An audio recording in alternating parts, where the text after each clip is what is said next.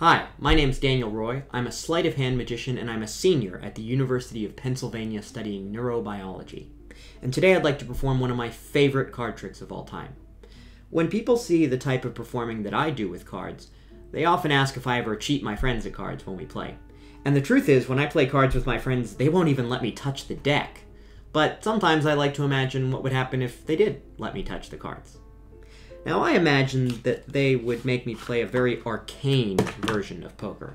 A version where it would presumably be very difficult to cheat. So unlike standard draw poker where all the cards are face down, or some versions of stud poker where specific cards go face up, I imagine that they would make me play a version where you have to turn some cards face up at random and leave other cards face down, and shuffle the cards into each other face up into face down. So there's no way to know which cards might end up face up and which cards might end up face down. And since it can be kind of hard to keep track of the cards as they're mixed on the table, I imagine they'd ask me to shuffle the cards really slowly in my hands, so that you can see all of these face down cards here being shuffled into all of these face up cards here. And just for good measure, I'll give the cards another shuffle, shuffling the cards into each other face down, face up, face down, face up, face down, face up, face down, face up, face down, all the way through the deck. And of course, after you shuffle the cards, you always have to cut. But despite all of this, I should have been able to stack myself a strong hand in a four-handed game of poker. Now, of course, with some cards face up and other cards face down at random, getting a face down card is a big advantage, because if one of the other players gets a face up card, well, I know what card they have. But if I get face down cards, then no one knows what cards are in my hand. So on this first round, you'll notice that the other three players get face-up cards, but oh look, I just happened to get a face-down card. Lucky me.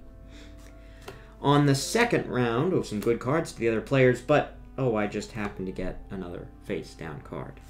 On the third round, you'll find that I get a third face-down card, a pair of sixes to this player over here, and oh look, another face-down card for me. And on this fifth and final round, even though this guy's got an ace, I still get another face-down card.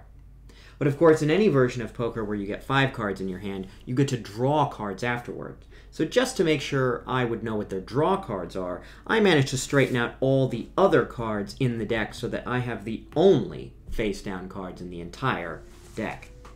And if you're going to cheat at poker, it's usually a good idea to deal yourself a pretty strong hand. Like, for example, a 10 of hearts, and a jack of hearts, and a queen of hearts, and a king of hearts, and the ace of hearts, a royal flush in hearts. But at the end of the day, I don't really want to take my friends' money, so I'd probably just tell them how all the cheating works.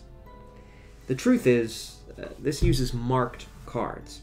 Now, it might be difficult to see all of these markings in isolation, so it'll probably be easiest to illustrate if you compare them to the markings on the other cards. Now, if you look at this card versus this card, it might be difficult to see the difference, because I really have to hold the deck at a very specific angle. But if I hold the cards at just the right angle, you'll see that now these cards start to look just a little bit different. These cards all just have these kind of red dots all over the back, and that's what made it so easy to find the royal flush and deal it to myself.